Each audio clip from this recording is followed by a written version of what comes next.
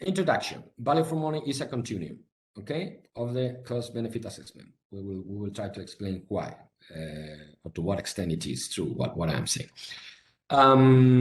Please remember, any question. So this is a masterclass, so it's no interruptions, fortunately. But the idea is that I go through the explanations, and then we will have whatever the time we have to discuss, and I will go through your questions in the chat. So at any time you can plug in the chat, you can upload a question, and the team will collect the questions and bring it to me in a paper by the end of the class, which I expect it will be a couple of hours. Introduction, value for money. Okay, broad concept and definitions. Okay, the CP3P guide says value for money is a general concept and means money spent is worth. Or another way of saying that is describe it in the CP3P guide. The value of the product or service that we receive equals or exceeds the amount spent. So it's worth it to buy this. Okay, this is just consistent with the conventional definitions in Collins, Oxford Dictionary, etc. Okay, value for money is the extent to which a government or business person or a consumer gets a good deal for the money spent. A good deal for the money spent. So you see, okay, don't think about PPPs, okay?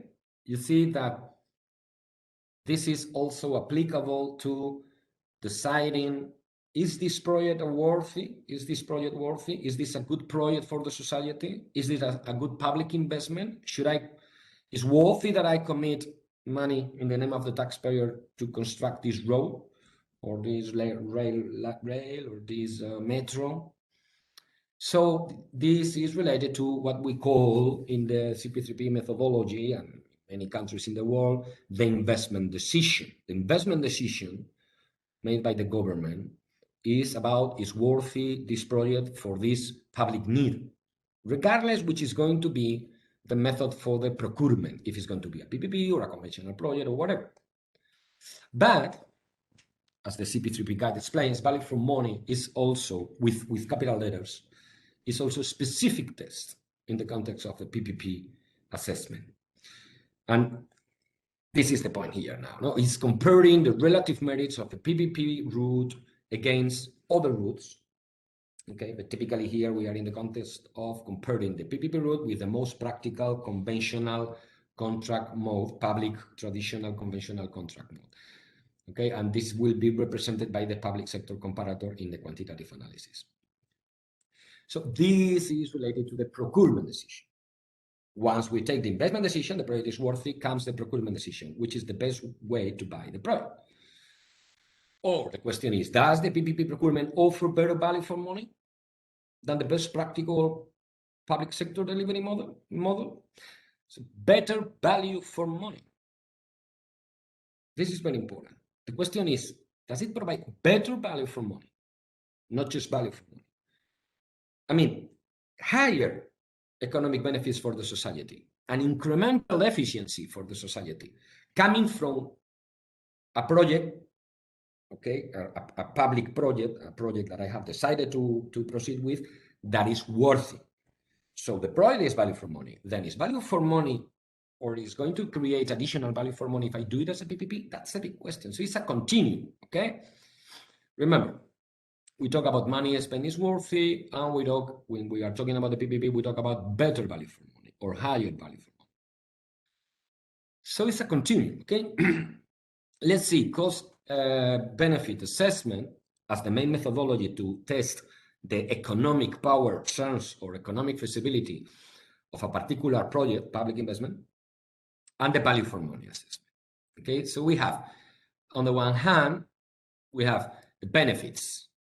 We are in economic analysis terms. So the benefits, okay, that I will need to quantify those benefits. Typically in transportation, time saved, plus lower pollution, and some others, okay? Benefits and indirect cost, externalities. So that is pretty much the economic part of the assessment, okay, in a project. So we have the project is 5, the benefits minus the indirect costs. And we have the PPP project, so the same project under a PPP, and we say, okay, it's the same. We could say another thing, okay, but let's simplify. It's the same benefits minus externalities.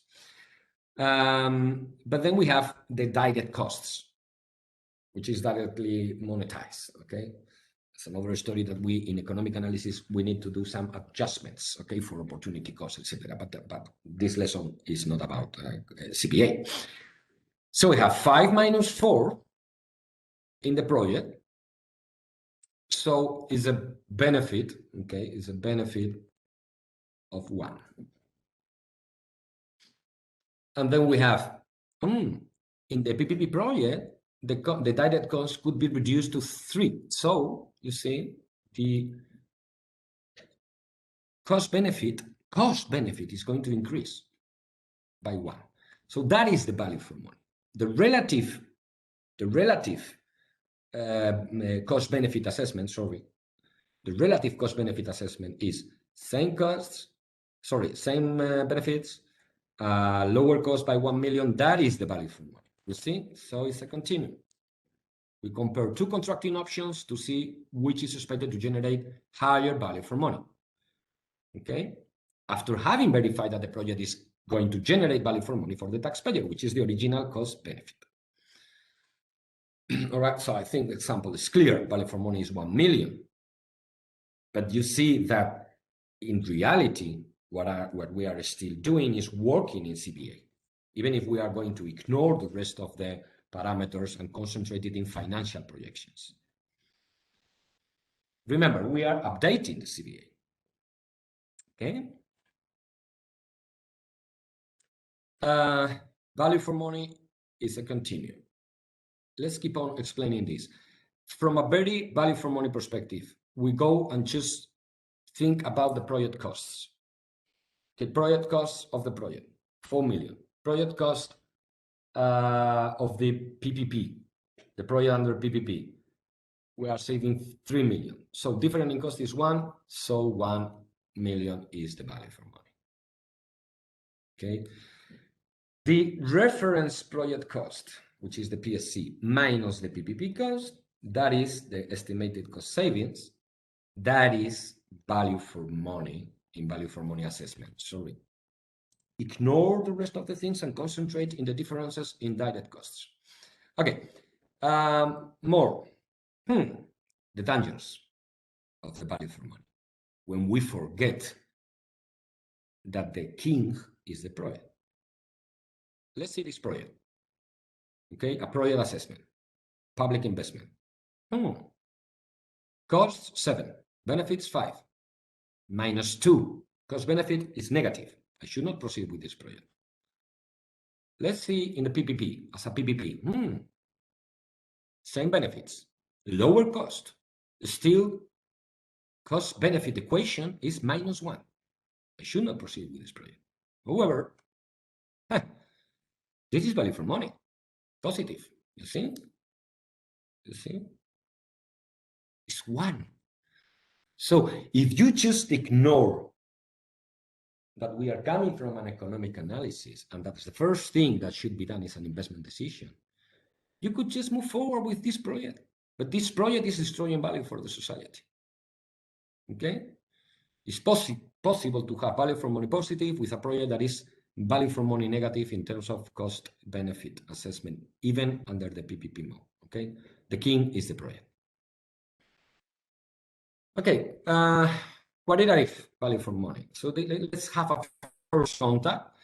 We are comparing net cost to the government, taxpayer, of carrying out a reference project, the project, in 2 different procurement modes, usually traditional versus PPP under a design, build, finance, operate, and maintain. So we are comparing cost projections, the payments to be made by the government, or around time horizon, net of revenues coming from the project. And these cost projections, net of revenues, are about direct costs, the CAPEX, the OPEX. In the case of the PPP, it will be the payments to be made to the PPP company. Okay. But we have to include some other indirect costs, indirect from the, but still financial costs. I mean, the cost of studying the project, the cost of tendering, etc. And we need to do some adjustments to allow for a fair comparison. We will go into a lot of detail later on about this. The conventional mode, the projections are referred as the PSC, public sector comparator. So we put in the balance the two, and if there is a positive difference, that is the value for money. If the difference in net present value, okay, of all the projections of the two contract modes is positive, PSC minus PPP, then we say this is value for money. Okay, but it's in fact, we like to say it's incremental value for money. Okay, what are the cost components? In the PSC, we have the CapEx, base costs, we pay to the construction contractor. We have the OpEx, operate and maintenance costs, to be paid for different contractors in different contracts. We are in a conventional contract mode. We will deduct the income that I expect that could come from third parties, mostly the revenues coming from users in a project that is subject to toll or a tariff, okay? But it could be also some other revenues, other commercial synergies, other auxiliary revenues. And then we have other costs, mostly the cost of preparing the project, structuring, preparing the transaction, and then oversighting the contracts, managing the contracts. And then we will have to do some adjustments. Okay, the asterisk here means things that are not standardized worldwide. I mean, the CP3P proposed a standard, okay, but even the CP3P guide is contemplating different ways of doing this. So these are potentially controversial issues. This is the raw PSC. The raw PSC is before adjustments, okay? And this is the direct costs. Direct costs directly related to the execution of the project. The others is preparing the project and so on. Okay, and so we will compare this with the PPP cost. And the PPP cost from the public perspective is payments to be made to the PPP company. It's not the CapEx and the OpEx. No, because that is a cost that will have to be financed by the PPP company. What matters to me as a cost, as a government, is payments that I have to make to make to this company, plus other costs or adjustments, and then maybe value for money, if this is positive. If this is low PPP costs, then we will have the value for money positive. And this is an interesting thing. What is behind the PPP costs? Behind the PPP cost is financial model, which is a financial model used for the commercial feasibility assessment. When you decide how much will I have to commit every year as payments as an availability payment or whatever, or a viability gap funding to make the project commercially feasible. That is going to be the cost for the taxpayer. And that financial model is going to reflect all the costs of the PPP company. So the PPP cost for the government is a reflection of all these costs of the PPP company. Okay, the base cost that will be the same than in the PSC for CapEx and OpEx, plus contingencies, because I'm going to transfer risks to the SPV, the private partner. The private partner is going to transfer down those risks to their contractors. They will build in contingencies.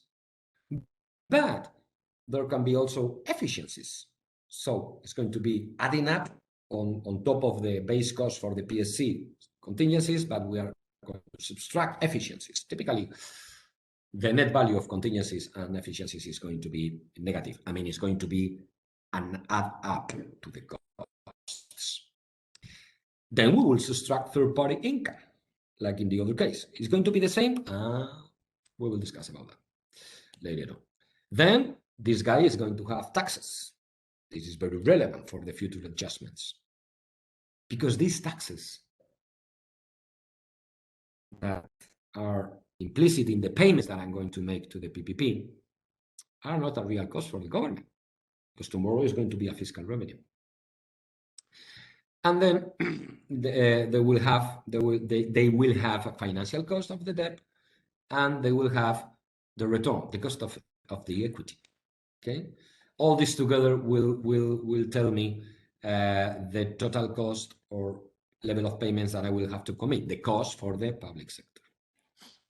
Remember, we compare net cost of the government taxpayer, okay? But we need to include indirect costs, and we need to include some adjustments. We will go back to this, okay, with a lot of detail in the second part of the presentation. Okay, this is just for those that, I mean, we are always going to talk about very simplistic figures and boxes, but in the end, remember, when you are constructing a PSC or a PPP projection, in terms of the cost for the government, you are putting in a spreadsheet all over the years of the time horizon of the analysis, which will be the same time horizon for the two models, and will be what is going to be considered the contract term for the PPP. You will use the same time horizon, and you will put all the costs in annual terms or semi-annual terms, okay? For the CAPEX, for the OPEX, minus the revenues, other costs. And then when you go to the final result of the value for money, you have them in net present value, discounted at a rate that's another point of discussion. Okay, so in this example, okay, we have a net present value terms, 24 million of base cost CAPEX in the PSC, plus 7 million OPEX, plus other costs, structuring, preparing the contract, and monitoring or oversighting, minus the money expected to come from users, plus these adjustments, mostly related to risk. We will discuss about that later. So the total cost is 26.8. Okay. How can a PPP provide better value for money? Why this is going to be different? Why could be a lower overall cost for the government? Okay, there is a number of drivers for value for money, and you have a good reflection in the guidelines for, in Australia, you have a good reflection of them in the value for money guidelines in UK. You have to me, very good reflection of that in the CP3P, the PPP certification program guide in chapter 1, section 5. I'm just going to pick up that, okay? So we have 6 factors for potential factors or factors for potential incremental efficiency in a PPP project. These are to be protected, these are to be maximized when we are structuring, designing the PPP contract. And those are typically incorporated or to be captured in the quantitative value for money. These are the ability or flexibility of the private sector to manage costs, because they are not under restrictions of public procurement. The idea of optimization of the life cycle management, because in a PPP, we are contracting bundling together construction with long-term maintenance, including renovations, etc. So that is creating a huge incentive to construct resiliently, to think in diminishing the overall cost of the life cycle. We have this point of reliability that is going to be captured. We will see that in terms of a potential increase in cost-benefit assessment due to a likely shorter construction term. So the society will get the benefit before in a PPP. Then we have innovation, the capacity to innovate. We have extraordinarily important, probably the key, the ability of the private party to manage risks. So I will decide which risk should I transfer when I think that those risks that I'm transferring, he is going to be better able to manage those risks at a very efficient price. That is creating value for money and maximizing utilization of the infrastructure, looking for commercial synergies, etc. Okay. There are another 3 factors that we call overall efficiency that are typically to be captured in qualitative assessment. The upfront commitment, the quality reliability in the long term, because we are committing a long-term funds dedicated to a particular project that is creating more reliable context about this is going to be well maintained. But has a conversely a negative effect, which is the lack of flexibility in managing my budget. Demonstration effects and transparency. Okay. And PPP may represent pitfalls like lack of flexibility in budget management, lack of flexibility in managing the project because we have one only provider, higher complexity of the contract itself. So very dangerous if we have some kind of lack of capacity in the government. Transaction costs are more expensive, and financing is more expensive, and because it's private finance, and we are creating, or we could be creating, a higher burden in terms of direct liabilities for the government and some others. Okay, overall efficiency and all these disadvantages typically are to be captured in qualitative assessment. Okay, just a quick reflection about the value of risk transfer. Okay, you see this picture. This picture could be my car every year. Okay, once a year, right? Because I'm a disaster parking my car in my garage. All right. So I have an insurance, and it's only third-party damage. Sorry for the typo. So it's not going to be covered this in my current insurance, let's say. Okay, assume that I have only that insurance. The insurance is 500 per year.